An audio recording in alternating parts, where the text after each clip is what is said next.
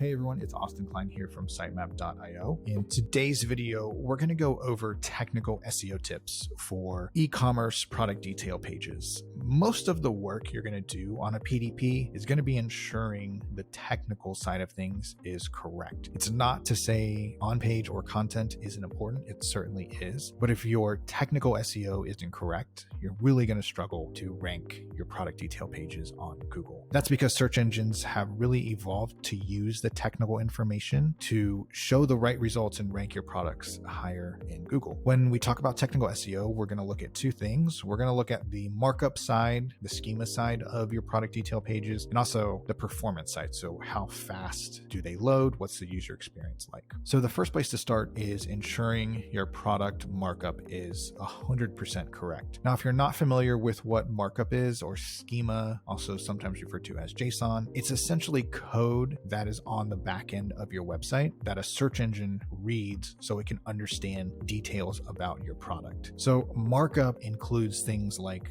the product price, whether or not it's in stock, reviews about your product, FAQs, a short description can even be markup, and the title and a featured image. All the really important things that you might see on a search results page are going to be controlled by markup. So as an example of this, you've probably searched products and come across this popular products or featured products section. This is way more visible on mobile devices, and there's even more information that's shown in these sections. The information you see here is all generally pulled from the markup on your product detail page. So it's really important to get this right. Things like the product title, again, the featured image here, the reviews, where it's being sold, all of that is controlled by product markup. So in order to make sure you have your markup correct, it's really simple. You can actually run a quick test from Google. Just grab your product or any product that you're working on, grab the URL, Google, or do a search for rich results test. This is a tester that shows certain types of markup and information and what it looks like. So I've gone ahead and thrown this sample paint URL from Home Depot in here. What we're looking for is really this product snippets and merchant snippets here. You also see there's some review snippets, this videos thing I'm not worried about here, but we want to make sure that,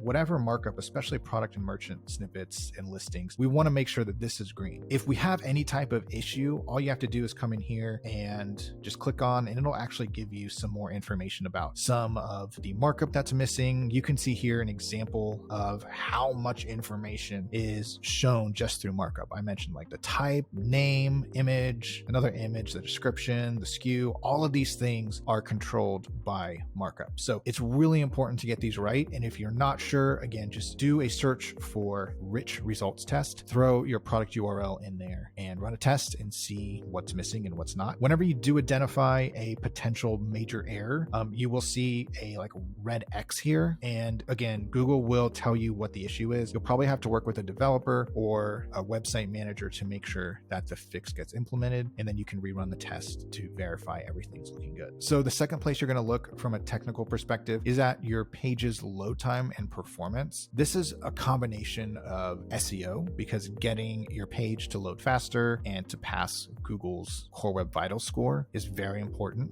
and it can certainly impact your search rankings. But I like to look at it more of a user experience test, because obviously no one wants to come to a website and try to shop for a product and it just takes forever to load. So there is a tool called PageSpeed Insights. There's a lot of different tools you can use. I like to use PageSpeed Insights because it's a tool that is created and sponsored by Google. You can also use Google Chrome and the developer tools there to run a bunch of different tests. It's really helpful. But PageSpeed Insights will give you a high level into how your website is performing. You're going to want to test it on mobile. And, again, I threw this product URL in here. I can see that it's not performing particularly well for Core Web Vitals and just overall.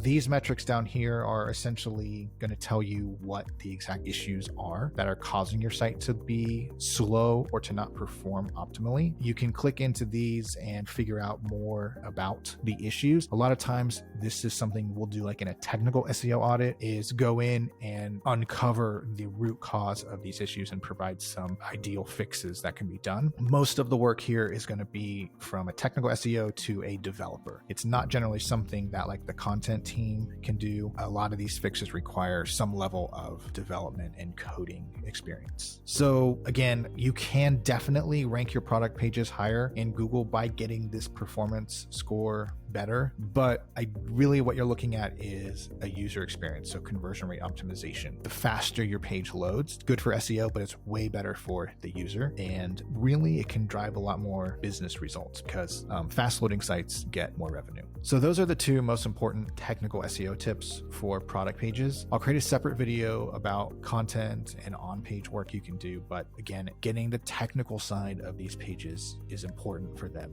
to rank. All right, I hope that was helpful. Let me know if you have any questions in the comments, and I'll do my best to get back to you. Thanks.